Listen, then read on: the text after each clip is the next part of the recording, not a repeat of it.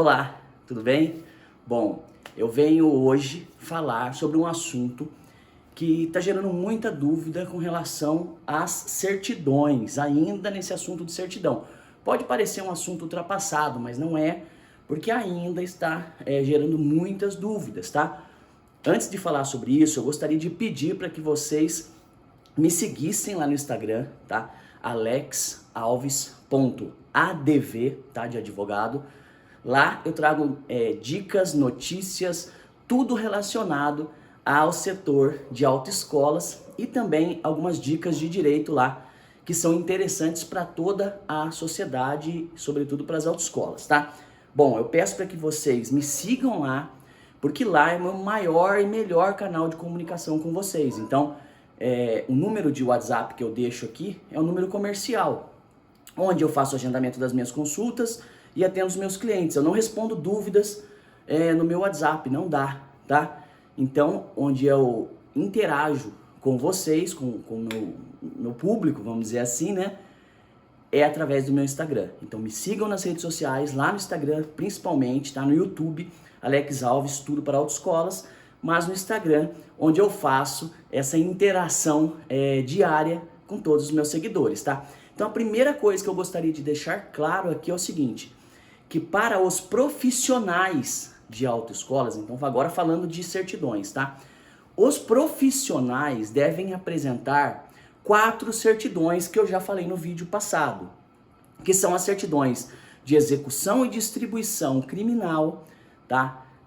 Estadual e federal. São 4 certidões, eu já tenho o vídeo passado, não vou voltar nesse assunto. Para os proprietários de CFC, é necessário uma certidão de falência e concordata, que é diferente da certidão de distribuição de ações cíveis, que é aí que está morando a dúvida em relação às certidões de proprietário. O proprietário tem que apresentar as certidões, a certidão cível de falência e concordata, e não de ações cíveis. Por exemplo, o proprietário tem uma ação de reparação de danos, tem uma ação de alimentos, tem uma ação de divórcio, tá? Todas essas ações cíveis, se ele tira a certidão de distribuição de ações cíveis, essas ações vão aparecer. Então, muito provavelmente, todos eu não digo, mas uma grande maioria de pessoas tem ações cíveis. É um acidente de trânsito, é uma coisa corriqueira, uma relação de defesa de consumidor, então vai estar lá essas ações. Não é isso que tem que ser apresentado, até porque você teria muitas ações para se tirar a certidão de objeto e pé, e esse não é o interesse do Detran. O interesse do Detran é saber o seguinte: o proprietário está quebrado, ele está falido, a empresa dele está em processo de recuperação judicial, é isso que o Detran quer saber, tá? Então você vai tirar a certidão de ações de falência e concordata. Tem um vídeo no meu Instagram também explicando como tira essa certidão, certo? Bom, voltando, Alex, e a certidão de objeto e pé? Quando eu preciso dessa certidão de objeto e pé? Vamos lá.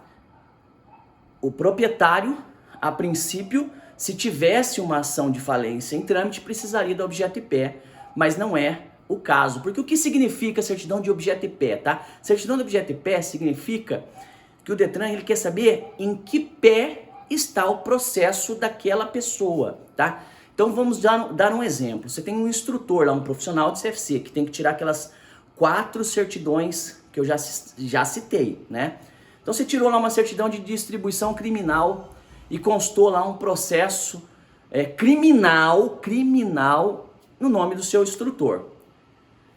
Aí, nesse caso especificamente, você tem que tirar uma certidão de objeto e pé daquele processo que constou. Então vai ter lá o número do processo, você vai tirar uma certidão de objeto e pé daquele processo para mostrar para o Detran em que pé está aquele processo. Se a ação foi distribuída agora, se tem sentença penal condenatória, se já está em fase de execução de pena.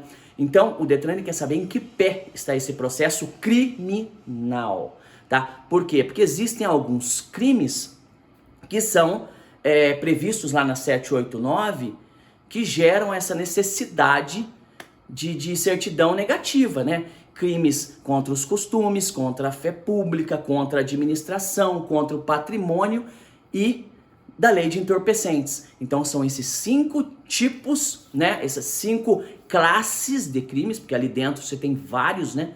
Mas são essas 5 classes de crimes que o instrutor e o diretor têm que apresentar certidão negativa. Então apresentou lá um positivo, lá um processo criminal, você vai tirar uma certidão de objeto e pé para mostrar para o Detran, olha, esse processo se refere a isso. Ou seja, não está incluído nesse tipo de crime. Você veja, por exemplo, dos crimes contra a vida. Vou dar um exemplo, tá? Dos crimes contra a vida. A resolução 789 não fala que tem que estar negativa para crimes contra a vida, o que eu acho um absurdo, mas tudo bem. Então, por exemplo, o instrutor está respondendo um processo porque ele tentou matar alguém, tá? Uma tentativa de homicídio. É um crime contra a vida. Não está previsto nenhuma vedação para o exercício da atividade dele, o que parece um absurdo, mas não está. Ao passo que, se esse instrutor falsificou um documento, vamos colocar uma coisa ele furtou algo.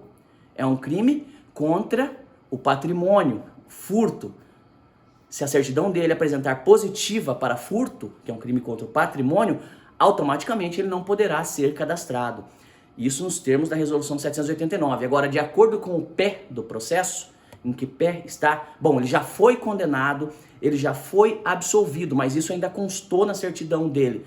Nesse caso especificamente, nós temos até situações onde nós muitas vezes precisamos ingressar com mandado de segurança para que se libere, que esse instrutor possa dar aula, né? Pedindo à justiça que se libere, porque assim, por mais que tenha constado na certidão de execução e distribuição criminal dele, a pena já foi cumprida. Então, como ele ainda não fez ali aquela revisão para tirar esse apontamento da certidão, ela acaba aparecendo e aí dá ali um certo trabalho para ele, porque vai ter que manejar ali, junto com o seu advogado, um mandado de segurança para que o Detran libere. Mas enfim, espero que fique bem claro para vocês quando é necessário a certidão de objeto e pé. Certidão de objeto e pé é necessária quando nas certidões criminais tem algum apontamento de processo em nome daquele profissional, tá? Os proprietários não precisam apresentar essa certidão, então aí estão isentos dessa certidão, eles só têm que apresentar a certidão de falência concordata, ao passo que os profissionais, as certidões criminais. Bom, espero que vocês tenham entendido. Mais uma vez peço para vocês, se vocês gostaram do vídeo, que vocês deixem sua curtida, encaminhem para os seus amigos, tá? Façam aí seus comentários, eu respondo, eu interajo, porque quanto mais interação nós temos no nosso canal, no nosso Instagram, ou seja, no nosso YouTube, mais o meu vídeo ele vai ser levado a outras pessoas, tá? Automaticamente com isso, a divulgação do meu trabalho vai ser maior, que é um trabalho informativo, um trabalho educativo, tá? Eu tenho a minha atividade paralela da advocacia, mas não esse o intuito aqui, é de caráter informativo, né? O meu vídeo e todos os meus vídeos, até porque qualquer dúvida que vocês tenham em relação à questão jurídica, vocês podem escolher um advogado, um profissional, um colega que vocês tiverem confiança para que faça qualquer trabalho para vocês. Mas de toda forma, de caráter educativo, eu faço esse trabalho aqui voluntário, mas eu preciso muito da ajuda de vocês para que meu vídeo seja ampliado. Então, peço que vocês curtam, compartilhem, me sigam nas redes sociais, que isso ajuda a engajar meu canal, meu Instagram, e me ajuda bastante também, tá? Então é uma troca, né? Eu trago a informação, vocês me ajudam a levar essa informação a mais pessoas. É uma troca do ponto de vista financeiro gratuita e justa também. Mais uma vez agradeço a vocês, muito obrigado. Qualquer dúvida, estamos à disposição. Deixa sua pergunta lá no meu Instagram ou aqui mesmo no YouTube. Grande abraço.